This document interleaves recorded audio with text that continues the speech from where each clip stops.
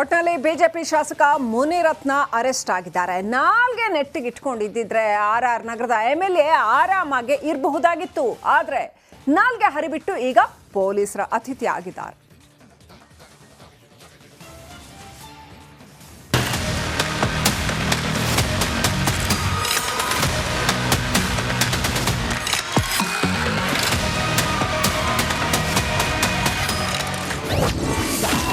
RR ನಗರ BJP ಶಾಸಕ Munirathna arrest. ಬೈಗುಳ ವೀರ ಶಾಸಕನ ಕೈಗೇರಿತು ಕೋಳ. BJP ಶಾಸಕ ಮುನಿರತ್ನ ಅವರನ್ನ ಪೊಲೀಸರು ಬಂಧಿಸಿದ್ದಾರೆ. ಗುತ್ತಿಗೆದಾರ ಚೆಲುವರಾಜುಗೆ ಜಾತಿ ನಿಂದನೆ ಮಾಡಿದ್ದಲ್ಲದೆ ಜೀವ ಬೆದರಿಕೆ ಹಾಕಿದ್ದಾರೆ ಅಂತ ವೈಯಾಲಿಕಾವಲ್ ಪೊಲೀಸ್ ಠಾಣೆಯಲ್ಲಿ FIR ದಾಖಲಾಗಿತ್ತು. ಆಂಧ್ರದ ಚಿತ್ತೂರಿಗೆ ತೆರಳುತ್ತಿದ್ದಾಗ ಕೋಲಾರದ ನಂಗಲ್ಲಿ ಎಂಬಲ್ಲಿ ಟವರ್ ಲೊಕೇಶನ್ ಆಧರಿಸಿ ಬಂಧಿಸಲಾಗಿದೆ. ರಸ್ತೆ ಮಾರ್ಗದಲ್ಲೇ ಬೆಂಗಳೂರಿಗೆ ಕರೆತರಲಾಗಿದೆ. ಆಡಿಯೋ ಸತ್ಯವಾಗಿದ್ದರೆ ರಾಜೀನಾಮೆ. ಅರೆಸ್ಟ್ ಆಗೋ ಮುನ್ನ ಮಾತಾಡಿದ್ದ ಶಾಸಕ ಮುನಿರತ್ನ ಆ ಆಡಿಯೋವನ್ನ ಕೋರ್ಟ್ಗೆ ಕೊಡಿ, ಅದರಲ್ಲಿರುವ ಆಡಿಯೋ ನನ್ನದೇ ಅಂತ ಪ್ರೂವ್ ಆದ್ರೆ ರಾಜೀನಾಮೆ ಕೊಡ್ತೀನಿ ಅಂತ ಹೇಳಿದ್ದಾರೆ. ನನಗೆ ಬಂದಂತ ದೂರಲ್ಲಿ ದೇವರಾಜ ಟ್ರಕ್ ಟರ್ಮಿನಲ್ ಅಲ್ಲಿ ಪ್ರತಿ ತಿಂಗಳು 15 ಲಕ್ಷ ಅವ್ಯವಹಾರ ಆಗ್ತಾ ಇದೆ ಅಂತ ಕಂಡು ಬಂದಾಗ ನಾನು ಒಂದು ಪತ್ರ ಬರೆದೆ. ಇದನ್ನು ತನಿಖೆ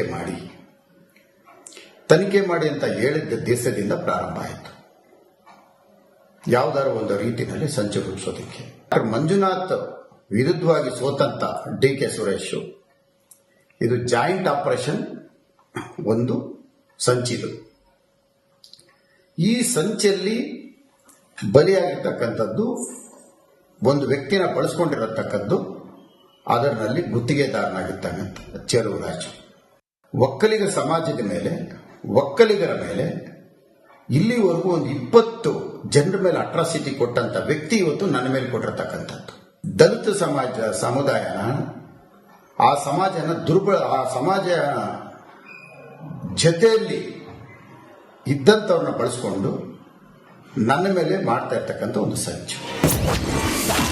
ಮುನಿರತ್ನ ಬಾಯಿ ಬಿಟ್ರೆ ಸಾಕು ಮುತ್ತು ರತ್ನ.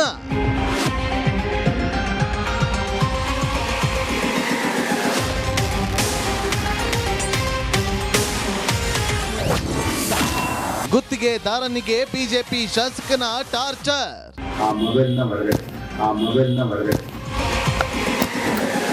ಮೀಟಿಂಗ್ ನೆಪದಲ್ಲಿ ಮನೆಗೆ ಕರೆಸಿ ಕೂಡಿ ಹಾಕಿ ಚಿತ್ರಹಿಂಸೆ ಕೊಡ್ತಾರೆ. BBMP ಅಧಿಕಾರಿಗಳನ್ನು ಬಟ್ಟೆ ಬಿಚ್ಚಿ ಕೂರಿಸ್ತಾರೆ ಅಂತ ಗುತ್ತಿಗೆದಾರ ಚೆಲುವರಾಜು ಸಾಲು ಆರೋಪ ಮಾಡಿದ್ದಾರೆ. MLA ಸಾಹೇಬ್ರಿಗೆ ದುಡ್ಡು ಕೊಟ್ಟರೆ ಸರಿ, ನೀನು ಅಲ್ಲಿ ಇಲ್ಲಿ ಏನೋ ಕಂಪ್ಲೇಂಟ್ ಕೊಡ್ತಾ ಇದ್ದೆ ಅಂತ ಲೋಕಾಯುಕ್ತ ಕೊಡ್ತಾ ಯಾರಿಗೂ ಗೊತ್ತಾಗ್ದಂಗೆ ಎಲ್ಲ ಲೀಕ್ ಆಯಿತು, ನೀನು ಮರ್ಡರ್ ಮಾಡಿಸ್ಬಿಡ್ತೀನಿ ಅಂತ ನನಗೆ ಎದುರಿಸಿದ್ರು. ತಾಯಿ ಕೇಳಿದ್ದಾರೆ, ನನ್ನ ಹೆಂಡತಿ ಕೇಳಿದ್ದಾರೆ, ನನ್ನ ಮಗು 10 ವರ್ಷದ ಮಗುನ ಕೇಳ್ತಾರೆ. ತುಂಬ ನೋವಾಗುತ್ತೆ ಹೇಳ್ಕೊಳ್ಳೋಕ್ಕೆ.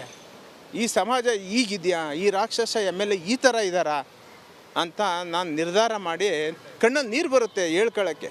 ಮನೆಗೆ ಹೋದರೆ ದುಡ್ಡು ಇಲ್ಲಪ್ಪ ಅಂದರೆ ದುಡ್ಡಿಲ್ಲ ಸರ್ ಅಂತ ಅಂದರೆ ಸಾಲ ಮಾಡಿಕೊಡು. ಸರ್ ಯಾರು ಸಾಲ ಕೊಡ್ತಾರೆ ಅಂದರೆ ನಿಮ್ಮ ಹೆಂಡತಿ ಕಳಿಸು ನನ್ನ ಹತ್ರಕ್ಕೆ ಅಂತಾನೆ. ಫೋಟೋ ಕೊಡು, ಎಲ್ಲ ತೋರಿಸು ನೋಡೋಣ ಹೆಂಗಿದ್ದಾರೆ ಅಂತ ಕೇಳಿದೆ. ಇದರ ಮಧ್ಯೆ ಮುನಿರತ್ನಗೆ ಬಿಜೆಪಿ ನೋಟಿಸ್ ನೀಡಿದೆ. 5 ದಿನಗಳ ಒಳಗಾಗಿ ಘಟನೆ ಬಗ್ಗೆ ಸ್ಪಷ್ಟನೆ ಕೊಡುವಂತೆ ಸೂಚನೆ ಕೊಟ್ಟಿದೆ. Bureau report, republic Kannada.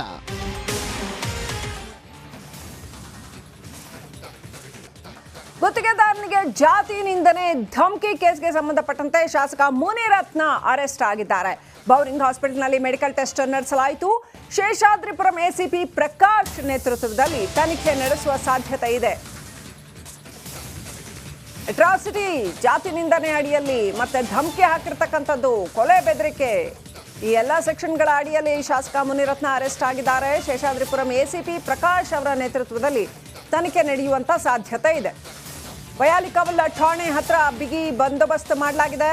ಒಂದು ಕಡೆ ಮುನಿರತ್ನ ಬೆಂಬಲಿಗರು ಬಂದಲ್ಲಿ ಜೈಕಾರ ಕೂಗ್ತಾ ಇದ್ದಾರೆ, ಮತ್ತೊಂದು ಕಡೆ ಧಿಕ್ಕಾರ ಕೂಡ ಕೂಗ್ತಾ ಇದ್ದಾರೆ ಜನ. ಅಪ್ಡೇಟ್ ಪಡ್ಕೊಂಡ ಪ್ರತಿನಿಧಿ ಧ್ರುವ ಕನೆಕ್ಟ್ ಆಗಿದ್ದಾರೆ. ಧ್ರುವ, ಪರಿಸ್ಥಿತಿ ಹೇಗಿದೆ ಅಲ್ಲಿ? ಒಂದಷ್ಟು ಜನ ಬೆಂಬಲಿಗರು ಬಂದ್ರು, ಹೈ ಡ್ರಾಮಾ ಕ್ರಿಯೇಟ್ ಮಾಡಿದ್ರು. ಈಗ ಪೊಲೀಸ್ ಯಾವ ಥರದ ಆಕ್ಷನ್ ತಗೊಂಡಿದ್ದಾರೆ, ಹಾಗೇನೆ ಒಟ್ಟಾರೆ ಪರಿಸ್ಥಿತಿ ಹೇಗಿದೆ?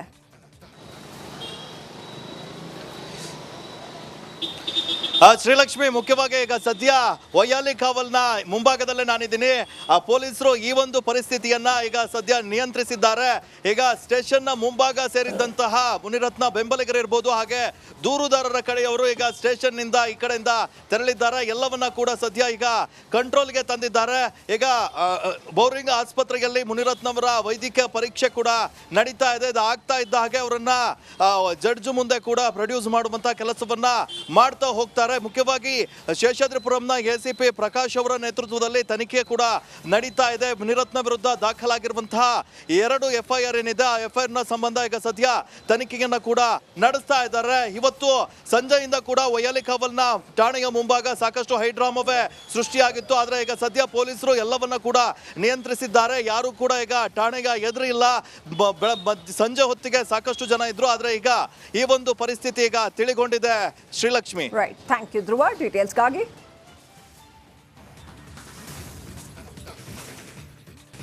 ಮಾಜಿ ಸಚಿವ ಹಾಗೂ ಬಿಜೆಪಿ ಶಾಸಕ ಮುನಿರತ್ನ ಈಗ ಅಂತೂ ಇಂತೂ ಅರೆಸ್ಟ್ ಆಗಿದ್ದಾರೆ.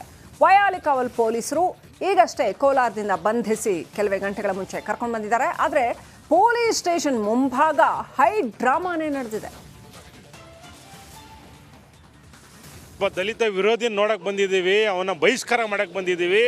ಇವತ್ತು ಇಡೀ ಕರ್ನಾಟಕ ರಾಜ್ಯದಲ್ಲಿ 1.5 ಕೋಟಿ ದಲಿತರಿಗೆ ಧಕ್ಕೆ ಬರೋಂಥ ಕೆಲಸ ಮಾಡಿದ್ದಾರೆ ಮುನಿರತ್ನವರು. ಇವತ್ತು ನಾವು RR ವಿಧಾನಸಭಾ ಕ್ಷೇತ್ರದಲ್ಲಿ ಸುಮಾರು 60,000-70,000 ಜನ ನಾವು ದಲಿತರಿದ್ದೀವಿ. ನಾವೆಲ್ಲ ಓಟ್ ಹಾಕಿ ನಾವು ಕಳಿಸಿದ್ದು. ಇವತ್ತು ದಲಿತರ ಬಗ್ಗೆ ಅವಹೇಳನಕಾರಿ ಮಾತಾಡ್ತಾರೆ. ಒಂದು ಒಕ್ಕಲಿಗ ಹೆಣ್ಣು ಮಗಳು ಬೇಕಂತೆ, ಅಂಥೊಬ್ಬ ನೀಚ ನಮಗೆ ಬೇಕಾ? ಸಂಶಯನೇ ಇಲ್ಲ ಸರ್. 100ಕ್ಕೆ 100 ಅಲ್ಲ, 100ಕ್ಕೆ 1 ಲಕ್ಷ ಟೈಮ್ ನಾನು ಹೇಳ್ತೀನಿ. ಮುನಿರತ್ನ ವಾಯ್ಸೆ, ಮುನಿರತ್ನನೇ ಮಾತಾಡಿರೋದು. ತಪ್ಪಿಸ್ಕೋಬೇಕು ಆ ಅಪ್ಪ ಅದರಲ್ಲಿ ನಿಶ್ಮ. ಈಗ ನೋಡ್ತಾ ಇರ್ತಾನೆ, ಮನಸ್ಸೇ ಬೇರೆ, ಅವನಿಗೂ ಬಾತೇ ಬೇರೆ, ಆ ಥರ ಕ್ಯಾರೆಕ್ಟ್ರು. ಹಂಗಾಗಿ ತಪ್ಪಿಸ್ಕೊಳಕ್ಕೆ ನಂದು ಆಡಿಯ ಇಲ್ಲ, ನಿಂದಿಲ್ಲ, ನಂದಿಲ್ಲ ಅಂತಾನೆ. MP ಎಲೆಕ್ಷನಲ್ಲಿ ನಮ್ಮ MP ಅವ್ರು ಗೆದ್ದಿದ್ರಿಂದ ಈ ರೀತಿ ಮಾಡಿಸ್ತಾ ಇದ್ದಾರೆ. ಅದಲ್ಲದೆ ವೇಲು ನಾಯಕರು ಇವ್ರ ಜೊತೆಲೇ ಇದ್ದರು. 15 ವರ್ಷ 20 ವರ್ಷಗಳ ಕಾಲ ನಮ್ಮ ಮುನಿರತ್ನ ಸರ್ ಜೊತೆಲಿದ್ದವರು. ಅವಾಗ ಇವರು ಬೇರೆ ಜಾತಿ ಆಗಿರಲಿಲ್ವಾ?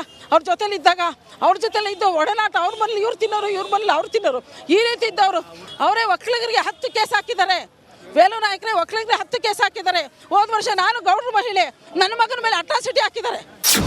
ದಯವಿಟ್ಟು ಇದನ್ನು ಯಾರು ನಂಬಕ್ಕೆ ಹೋಗ್ಬೇಡ್ರಿ. ಮುನಿರತ್ನ ಅಂತ ಒಳ್ಳೆ ವ್ಯಕ್ತಿ, ಲೆಕ್ಕ ಹಾಕೊಳ್ರಿ. 4 ಸಾರಿ ಕ್ಷೇತ್ರ ಜನತೆ ಗೆಲ್ಲಿಸ್ತಾರೆ ಅಂದರೆ ಜನತೆ ಏನು ಮೂರ್ಖರ? 4 ಸಾರಿ MLA ಮಾಡ್ತಾರೆ, 1 ಸಾರಿ ಇವನ್ನ ಗುರುತಿಸಿ ರಾಜ್ಯದ ಮಂತ್ರಿ ಆಗ್ತಾರೆ. ಹಾಗಾಗಿ ಮುನಿರತ್ನ ಅವರು ಯಾವುದೇ ಕಾರಣಕ್ಕೂ SC ST ಜನಾಂಗ ಅಂತ ಆಗಲಿ, ಇನ್ನೊಂದು ಪ್ರಭಾವಿ ಜನಾಂಗ ಆಗಲಿ ಯಾರನ್ನ ಉದ್ದೇಶ ಮಾಡಿ ಮಾತಾಡಲ್ಲ.